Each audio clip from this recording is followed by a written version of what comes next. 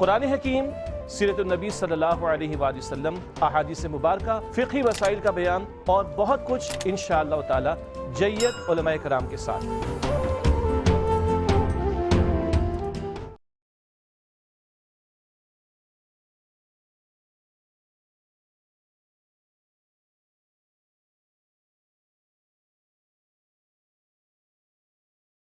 نحمده ونصلي على رسوله الكريم اما بعد بسم الله الرحمن الرحيم اللهم صل على محمد وعلى آل محمد وبارك وسلم رب اشرح لي صدري ويسر لي امري واحلل عقدة من لساني يفقهوا قولي واجعل لي وزيرا من اهلي آمين يا رب العالمين۔ ناظرین کرام السلام علیکم ورحمۃ اللہ وبرکاتہ۔ اور یہ خصوصی پروگرام ہے دورہ ترجمہ قرآن کا۔ اللہ تعالیٰ ہمیں ان لوگوں میں شامل رکھے جن کے بارے میں رسول اللہ صلی اللہ علیہ وسلم نے فرمایا خیرکم من تعلم القرآن وعلمہ، تم میں سے بہترین لوگ وہ ہیں جو قرآن کریم سیکھیں اور دوسروں کو سکھائیں۔ سورۃ المؤمنون کا ہم نے آغاز کیا، بڑی پیاری صفات آ رہی ہیں جنت الفردوس پانے والوں کی۔ پچھلا بیان یہ تھا کہ وہ اپنی شرم گاہوں کی حفاظت کرتے ہیں۔ شرم و حیا تو ایمان کا پارٹ ہے، حیا گئی تو ایمان چلا جائے گا۔ حیا کی حفاظت بہت ضروری ہے، اس کے لیے ایمان کی حفاظت ضروری، اور حیا کی حفاظت کے بڑا ذریعہ نکاح کا پاکیزہ بندھن، اس کی توجہ دلائی گئی۔ کنیزوں کا معاملہ ہم پہلے عرض کر چکے ہیں، وہ ایک ہنگامی جنگی صورتحال سے منسلک عارضی معاملہ ہوتا ہے۔ باقی نکاح کا راستہ، اس نکاح کے راستے کو دین نے بڑی ترغیب دلا کر ہمارے سامنے رکھا۔ اب جو فراموش کریں تو وہ زنا کے راستے پر جائیں گے، یہ تو حد سے بڑھ جانے والی بات ہے، وہ حرام کاری ہے جس سے ہمارا دین ہمیں منع کرتا ہے۔ اور اندازہ کیجئے ایمان والوں کی بنیادی صفات میں حیا کی حفاظت اور اس میں نکاح کا تذکرہ آ رہا ہے۔ نکاح کس قدر اہم ہے اندازہ کیا جا سکتا ہے۔ آگے بڑھتے ہیں، سورہ مومنون کی آیت نمبر 8 سے مطالعہ شروع کر رہے ہیں۔ اعوذ باللہ من الشیطان الرجیم، بسم اللہ الرحمن الرحیم۔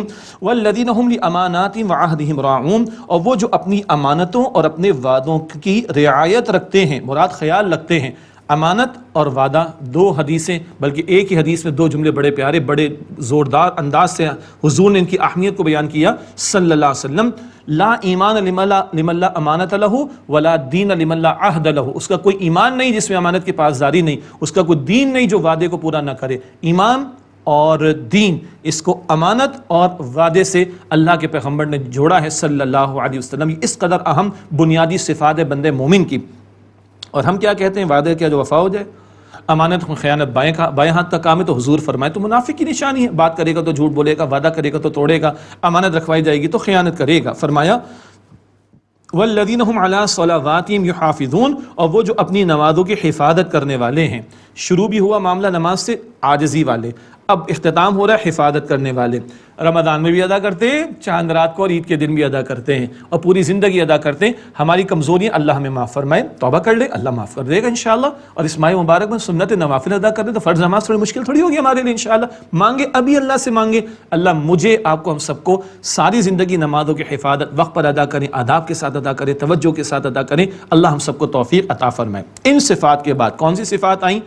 نمازوں میں خشوع، بیکار باتوں سے بچنا، زکوٰۃ کے عمل پر یعنی زکوٰۃ پر عمل کرنا، تزکیہ نفس بھی اور زکوٰۃ ادا کرنا بھی، شرمگاہوں کی حفاظت، نکاح کا پاکیزہ بندھن وہ راستہ اختیار کرنا، امانت و وعدے کی پاسداری کرنا اور نمازوں کی حفاظت کرنا۔ ان کو کہا اولئک هم الوارثون، یہی لوگ وارث ہوں گے، الذین یرثون الفردوس، جو وارث ہوں گے فردوس کے۔ فردوس کیا ہے؟ جنت کا اعلیٰ ترین درجہ۔ حضور نے فرمایا جب مانگو فردوس مانگو صلی اللہ علیہ وسلم۔ یہ صفات ہیں جنت الفردوس پانے والوں کی۔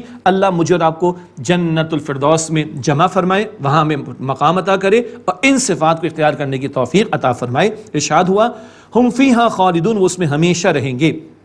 اب انسانی تخلیق کا تذکرہ اور اس کے کچھ مراحل کا ایسا بیان کہ ہمارے اس دور کے بعض ایمبریولوجی کے ماہرین دنگ رہ گئے کہ صدیوں پہلے اتنی باریک بینی سے اور کلیئرٹی کے ساتھ تخلیق انسانی کے سٹیجز کو قرآن کس طرح بیان کر رہا ہے، یہ کسی انسان کا کلام نہیں ہے۔ فرمایا وَلَقَدْ خَلَقْنَا الْإِنسَانَ مِنْ سُلَالَةٍ مِنْ طِينٍ، اور یقیناً ہم نے انسان کو چنی ہوئی مٹی سے پیدا کیا۔ یہ پہلے ہیں آدم علیہ السلام، مٹی سے، پھر آدم و حوا کا تعلق، پھر وہ نطفے کا عمل اور اس سے تخلیق انسانی اور نسل انسانی کا سلسلے کا معاملہ آگے بڑھنا۔ ثُمَّ جَعَلْنَاهُ نُطْفَةً فِي قَرَارٍ مَكِينٍ، پھر ہم نے اسے مضبوط جگہ میں نطفے کے طور پر ٹھہرایا، رحم مادر میں وہ نطفے کا ایک حصہ، اور اس سے تخلیق انسانی کا عمل آگے۔ ثم خلقنا النطفة علقة فخلقنا العلقة مضغة فخلقنا المضغة عظاما، پھر ہم نے نطفے کو علقہ کی شکل دی، پھر ہم نے علقہ کو بوٹی کی شکل دی، پھر ہم نے بوٹی سے ہڈیاں بنائی، فکسونا العظام لحما، پھر ہم نے ہڈیوں کو گوشت پہنایا، نطفہ، علقہ، مضغہ، 3 سٹیجز۔ حدیث اللہ کے نبی علیہ السلام کی جب تخلیق کا عمل شروع ہوتا ہے رحم مادر میں، یوٹرس میں، 40 دن نطفہ، 40 دن علقہ، 40 دن مضغہ۔ اس کی جو ٹیکنیکل سائنٹیفک ڈیٹیلز ہیں وہ تو کوئی ایمبریولوجی کے ماہر ہوں گے تو زیادہ ایلیبوریٹ کر دیں گے، یہاں تفصیل کا موقع نہیں۔ کچھ تفاسیر اور اس پر جو حضرات جن لوگوں نے کام کیا اس سے استفادہ بڑا قیمتی رہے گا۔ البتہ 40 دن نطفہ، 40 دن علقہ اور 40 دن مضغہ۔ نطفہ کیا ہے؟ شوہر اور بیوی ان کے ملاپ کے نتیجے میں جو ایک حصہ آتا ہے قطرے کا، اس کے نتیجے میں اس نطفے سے تخلیق کا عمل۔ پھر وہ رحم مادر کی یوٹرس، جو رحم مادر یوٹرس ہے، اس کی دیوار پر اس کا لٹکنا، لیچ لائک سبسٹنس کی طرح، جوں کی طرح، اور وہ لٹک کر، علقہ معلق لٹکی ہوئی شے، اپنی غذا کو حاصل کرتا ہے، یہ علقہ ہوا۔ پھر ایک وہ بوٹی کی شکل جس کو چبایا گیا ہو، اس کی باقاعدہ پریکٹیکل ڈیمونسٹریشن بھی جو لوگ اس فیلڈ کے ماہرین نے کر کے دکھائی انہوں نے۔ پھر وہ بوٹی کی شکل، پھر ہڈیوں کا بنایا جانا، پھر گوشت کا چڑھایا جانا، ثم انشأناہ خلقا آخر، پھر ہم نے اسے ایک نئی صورت میں اٹھا کر کھڑا کر دیا۔ یہ نئی صورت کیا ہے؟ یہ روح کا پھونکا جانا ہے۔ تخلیق تو ہو رہی ہے، علقہ، نطفہ، علقہ، مضغہ، عظام، سب کچھ ہو رہا ہے، ہڈیاں، گوشت چڑھایا جا رہا ہے۔ پھر کیا ہے؟ یہ ثم بڑا قیمتی ہے، انشأناہ خلقا آخر، پھر ہم نے اسے ایک نئی صورت میں اٹھا کر کھڑا کر دیا۔ یہ ہے اس میں روح کا پھونکا جانا، یہ حضرت انسان کا شرف اس روح کی بنیاد پر یہ ہم پڑھتے ہوئے آئے ہیں۔ فتبارک اللہ احسن الخالقین، پس اللہ بہت برکت والا ہے، بہترین تخلیق فرمانے والا۔ ثم انکم بعد ذلک لمیتون، پھر بے شک اس کے بعد تم ضرور مر جانے والے ہو۔ ثم انکم یوم القیامت تبعثون، پھر بلا شبہ تم روز قیامت اٹھائے جاؤ گے۔ وَلَقَدْ خَلَقْنَا فَوْقَكُمْ سَبْعَ طَرَائِقَ، اور یقینا ہم نے تمہارے اوپر 7 راستے بنائے، ایک مراد 7 آسمان، اور یہ آسمان کیا ہیں؟ یہ گزرگاہیں بھی ہیں فرشتوں کے لیے، 7 راستے بنائے۔ وَمَا كُنَّا عَنِ الْخَلْقِ غَافِلِينَ، اور ہم پیدائش سے غافل نہیں، مراد تخلیق اللہ نے بامقصد کی، اور مخلوقات کی حاجات سے اللہ واقف ہے، غافل نہیں ہے۔ جاہل فلسفیوں کا ایک تصور ہے کہ اللہ میکرو لیول کی چیزوں کو جانتا ہے، مائکرو لیول کی باتوں کو نہیں جانتا، معاذ اللہ، یہ ان کا جاہلانہ تصور ہے۔ اللہ تو ہمارے سینوں کے رازوں سے بھی واقف ہے۔ چٹان کو پھاڑ کر دیکھے تو کیڑے کے منہ میں غذا دینے والا کون؟ اللہ۔ ماں کے بطن میں، ماں کے یوٹرس میں، رحم مادر میں بچے کو غذا دینے والا کون؟ اللہ سبحانہ وتعالی۔ وما كنا عن الخلق غافلین، اور ہم پیدائش سے غافل نہیں۔ وَأَنزَلْنَا مِنَ السَّمَاءِ مَاءً بِقَدَرٍ، اور ہم نے آسمان سے بارش کو برسایا ایک مقررہ اندازے کے مطابق۔ فَأَسْكَنَّاهُ فِي الْأَرْضِ، پھر اس کو ہم نے زمین میں ٹھہرایا۔ تفصیل کا تو موقع نہیں ہے، بعض لوگوں نے میجرمنٹ کر کے بتا دی اینولی کتنی ٹریلین ٹن پانی بارش کی شکل میں برستا ہے، اور کتنا اتنا ہی ایویپوریشن کی صورت میں اوپر چلا جاتا ہے، پھر وہ بادل بنتے برستے ہیں، سبحان اللہ تعالیٰ، ڈیو میجر میں۔ اور زمین پر خشکی پانی کا اللہ تعالیٰ نے بیلنس مینٹین کر رکھا ہے، جب وہ قیامت برپا ہوگی تو سمندر ابل پڑیں گے، ایک ڈیو میجر میں اللہ نے نازل کیا۔ فَأَسْكَنَّاهُ فِي الْأَرْضِ، پھر اس کو ہم نے زمین میں ٹھہرایا، محفوظ رکھا۔ وَإِنَّ عَلَىٰ ذَهَابٍ بِهِ لَقَادِرُونَ، اور بے شک میں اس کو لے جانے پر بھی، مٹا دینے پر بھی، زمین کو سکھا دیا جائے، پانی اڑا دیا جائے یہاں سے، اللہ فرماتا ہے ہم اس کو لے جانے پر بھی قادر ہیں۔ فَأَنشَأْنَا لَكُمْ بِهِ جَنَّاتٍ مِّن نَخِيلٍ وَأَعْنَابٍ، پس ہم نے پیدا کیے اس سے تمہارے لیے کھجوروں اور انگوروں کے باغات۔ لَكُمْ فِيهَا فَوَاكِهُ كَثِيرَةٌ وَمِنْهَا تَأْكُلُونَ، اور تمہارے لیے ان میں بہت سے میوے ہیں اور اس میں سے تم کھاتے ہو۔ وَالشَّجَرَةً تَخْرُجُ مِن طُورِ سَيْنَاءَ تَنبُتُ بِالدُّهْنِ وَالصِّبْغِ لِلْآكِلِينَ، اور درخت یعنی زیتون کا جو طور سینا سے نکلتا ہے، وہ طور کا علاقہ، وہ اگتا ہے تیل اور سالن لیے ہوئے کھانے والوں کے لیے۔ عرب روٹی کے ساتھ سالن کے طور پر بھی زیتون کو استعمال کیا کرتے، تو زیتون کے اندر اللہ نے بڑے فوائد رکھے، اللہ کی نعمتوں کا پھر بیان آ رہا ہے۔ وَإِنَّ لَكُمْ فِي الْأَنْعَامِ لَعِبْرَةً، اور بے شک تمہارے لیے چوپایوں میں عبرت کا سامان ہے۔ یہ میملز یعنی دودھ دینے والے جانور، ان کا ذکر سورہ نحل آیت 68 میں بھی ہم پڑھ چکے ہیں۔ نسقیکم مما فی بطونہا ولکم فیہا منافع کثیرۃ ومنہا تأکلون، ہم تمہیں ان سے پلاتے ہیں، مراد دودھ جو ان کے پیٹوں میں ہے، اور تمہارے لیے ان میں اور بھی بہت سے فائدے ہیں، اور ان میں سے بعض کو ان کے گوشت کو تم کھاتے ہو۔ وعلیہا وعلی الفلک تحملون، اور ان جانوروں پر اور کشتیوں پر تم سوار کیے جاتے ہو، یہ سواریاں اللہ نے تمہیں عطا فرمائیں۔ آج والی بھی کس نے دی ہیں؟ اللہ تعالیٰ نے، چاہے ہم ناسا کی شٹل پر بیٹھ کر اوپر مریخ پر بھی جا رہے ہو، یہ سب اللہ کی عطا کرنا ہے۔ اب نوح علیہ السلام کا تذکرہ آ رہا ہے۔ وَلَقَدْ أَرْسَلْنَا نُوحًا إِلَىٰ قَوْمِهِ فَقَالَ يَا قَوْمِ اعْبُدُوا اللَّهَ مَا لَكُم مِّنْ إِلَٰهٍ غَيْرُهُ، اور یقیناً ہم نے نوح علیہ السلام کو ان کی قوم کی طرف بھیجا، پس انہوں نے فرمایا اے میری قوم اللہ تعالیٰ کی عبادت کرو، اس کے سوا تمہارا کوئی معبود نہیں، افلا تتقون، پس کیا تم ڈرتے نہیں؟ فَقَالَ الْمَلَأُ الَّذِينَ كَفَرُوا مِنْ قَوْمِهِ مَا هَٰذَا إِلَّا بَشَرٌ مِثْلُكُمْ، تو ان کی قوم کے جن سرداروں نے کفر کیا وہ بولے کہ یہ تو کچھ بھی نہیں مگر تمہاری طرح کا ایک انسان ہے، یرید ان یتفضل علیکم، چاہتے کہ تم پر بڑا بن بیٹھے، معاذ اللہ، یہ قوم یہ گستاخی کر رہی ہے، بد کلامی کر رہی ہے، معاذ اللہ۔ وَلَوْ شَاءَ اللَّهُ لَأَنزَلَ مَلَائِكَةً، اور اگر اللہ چاہتا تو اتارتا فرشتوں کو، مَا سَمِعْنَا بِهَذَا فِي آبَائِنَا الْأَوَّلِينَ، ہم نے اپنے پچھلے باپ دادا میں ایسی بات تو نہیں سنی۔ یہ جواب پہلے آ چکا ہے، سورہ بنی اسرائیل میں آ چکا ہے، زمین پہ انسان ہے تو فرشتے، اللہ تعالیٰ نے انسانوں میں سے رسولوں کو چنا، زمین پہ فرشتے ہوتے اللہ فرشتوں میں سے کسی کو رسول بنا لیتا۔ إِنْ هُوَ إِلَّا رَجُلٌ بِهِ جِنَّةٌ فَتَرَبَّصُوا بِهِ حَتَّىٰ حِينٍ، یہ تو کچھ بھی نہیں، قوم کے سردار کہہ رہے ہیں یہ تو کچھ بھی نہیں مگر ایک آدمی جس کو جنون ہو گیا ہے، معاذ اللہ، سو تم اس کا ایک مدت تک انتظار کرو، اس کا معاملہ ویسے ہی ختم ہو جائے، معاذ اللہ۔ قال رب انصرنی بما کذبون، انہوں نے یعنی نوح علیہ السلام نے عرض کی اے میرے رب میری مدد فرما اس پر کہ انہوں نے مجھے جھٹلایا۔ فاوحینا الیہ ان اصنع الفلک باعیننا ووحینا، تو ہم نے وہی بھیجی کہ ان کی طرف یعنی نوح علیہ السلام کی طرف کہ ہماری نگرانی میں ہمارے حکم سے کشتی بناؤ۔ فاذا جاء امرنا وفارت النور، پھر جب ہمارا حکم آئے اور تنور ابلنے لگے، زمین سے چشمہ پانی کا ابل پڑے، فَاسْلُكْ فِيهَا مِن كُلٍّ زَوْجَيْنِ اثْنَيْنِ وَأَهْلَكَ إِلَّا مَنْ سَبَقَ عَلَيْهِ الْقَوْلُ مِنْهُمْ، تو اس کشتی میں ہر قسم کے جوڑوں میں سے دو یعنی نر اور مادہ کو رکھ لو اور اپنے گھر والوں کو بھی سوار کر لو سوائے ان کے کہ جن کے بارے میں حکم ہو چکا ہے کہ وہ غرق کیے جائیں گے۔ یہ واقعات ہم پڑھ کر آ چکے، سورہ ہود میں تفصیل آ چکی، آپ کے اور ہمارے علم میں ہے الحمدللہ۔ وَلَا تُخَاطِبْنِي فِي الَّذِينَ ظَلَمُوا، اور مجھ سے ان کے بارے میں بات نہ کرنا جنہوں نے ظلم کیا، إِنَّهُمْ مُغْرَقُونَ، بے شک وہ غرق کیے جانے والے ہیں، بیوی بھی نافرمان تھی اور ایک بیٹا بھی نافرمان۔ فَإِذَا اسْتَوَيْتَ أَنْتَ وَمَن مَّعَكَ عَلَى الْفُلْكِ، پھر جب اے نوح تم بیٹھ جاؤ کشتی پر اور تم اور تمہارے ساتھی جو تمہارے ساتھ ہیں، فَقُلِ الْحَمْدُ لِلَّهِ الَّذِي نَجَّانَا مِنَ الْقَوْمِ الظَّالِمِينَ، تو یوں کہنا تمام تعریفیں اللہ تعالیٰ کے لیے ہیں جس نے ہمیں نجات عطا فرمائی ظالمین کی قوم سے۔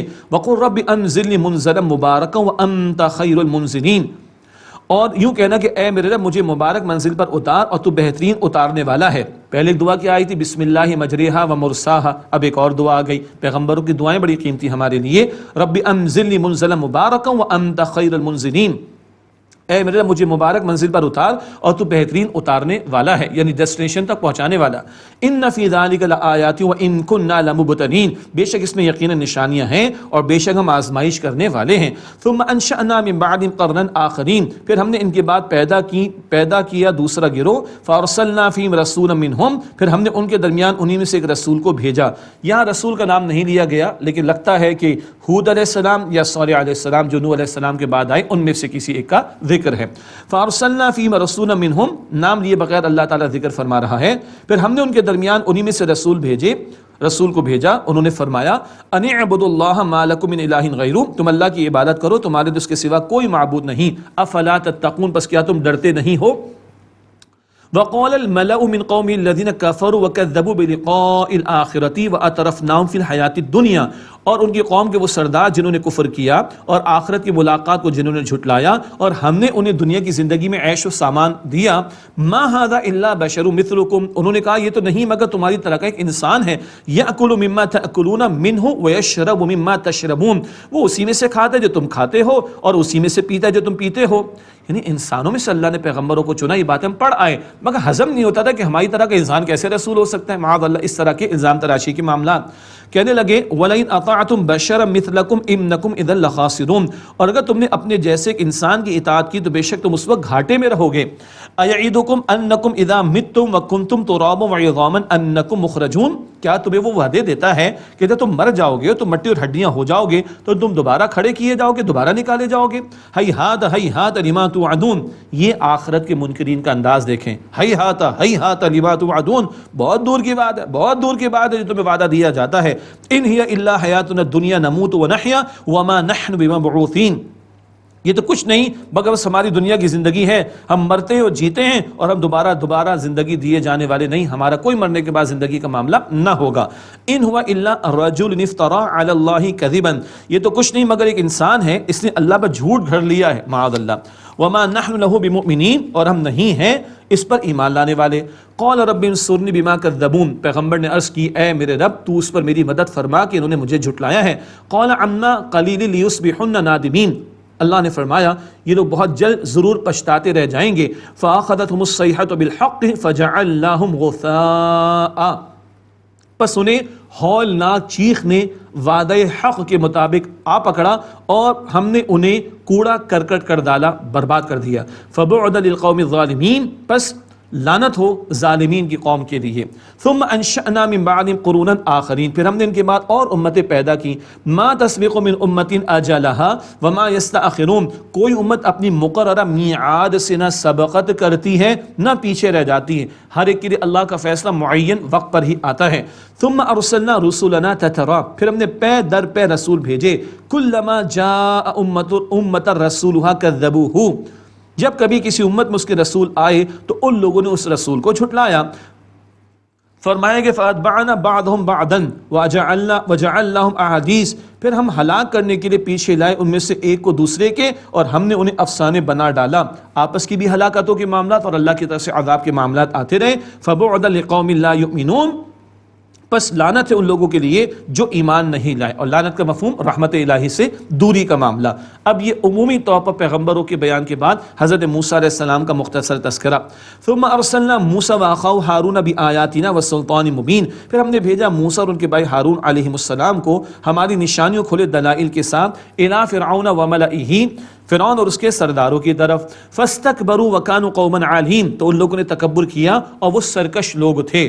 اب ان کے تکبر کا بیان۔ فقالوا انؤمن لبشرین مثلنا، بس انہوں نے کہا ہم اپنے جیسے دو افراد کی بات کو مان لیں۔ وقومہما لنا عابدون، اور ان کی قوم تو ہماری خدمتگار اور ہماری محکوم قوم ہے، یعنی ان کی قوم پر تو ہمیں غلبہ حاصل ہے، ان کی باتیں مان لیں۔ اور یہ تو قوم عابدون کا لفظ عبد کہتے ہیں غلام کو، ہماری غلام ہے۔ اللہ نے ہمیں اپنی عبادت کے لیے پیدا کیا، یہ دعویٰ کریں تو ہماری عبادت گزار ہیں، یعنی ہمارے محکوم ہیں، ہمارا حکم چلتا ہے ان کے اوپر۔ تو جب حکم اللہ کا چلے تو عبادت اللہ کی ہو رہی ہے، جب حکم کسی اور کا چلے تو پھر کسی اور کا معاملہ بن جاتا ہے۔ بہرحال فَكَذَّبُوهُمَا فَكَانُوا مِنَ الْمُهْلَكِينَ، بس ان لوگوں نے ان دونوں ہارون اور موسیٰ علیہ السلام کو جھٹلایا تو وہ لوگ ہلاک ہونے والوں میں سے ہو گئے۔ وَلَقَدْ آتَيْنَا مُوسَى الْكِتَابَ لَعَلَّهُمْ يَهْتَدُونَ، اور یقیناً ہم نے موسیٰ علیہ السلام کو کتاب عطا کی تاکہ وہ لوگ ہدایت پائیں، مراد تورات کا عطا کیا جانا۔ وَجَعَلْنَا ابْنَ مَرْيَمَ وَأُمَّهُ آیَةً، اور ہم نے مریم کے بیٹے عیسیٰ علیہ السلام اور ان کی والدہ کو ایک نشانی بنایا، وہی معجزانہ ولادت کا معاملہ۔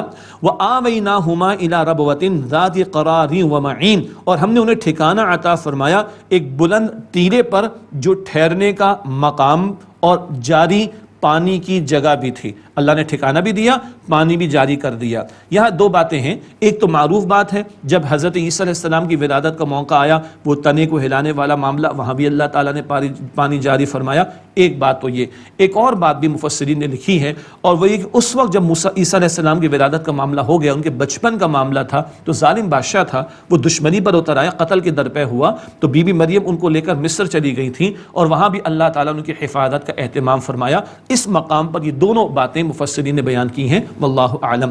اگلی آیت کریمہ میں رسولوں سے مخاطبت اور رزق حلال کی توجہ دلائی جا رہی ہے، اب پیغمبروں سے خطاب رہنمائی امتیوں کے لیے آ رہی ہے۔ فرمایا یا ایھا الرسول کلوا من الطیبات واعملوا صالحا، اے رسول تم پاکیزہ چیزوں میں سے کھاؤ اور عمل کرو نیک۔ پاکیزہ کا حلال بھی آتا ہے اور طیب بھی آتا ہے، یہاں پاکیزہ کہا تو جو شے کھا رہے وہ تو حلال ہو، اس کو حاصل کرنے کا ذریعہ بھی حلال ہو۔ یہ تو ہے کہ بھئی گائے کا گوشت کھا رہے، گائے تو حلال ہے، ٹھیک ہے، لیکن آمدن حرام کی ہے کہ نہیں؟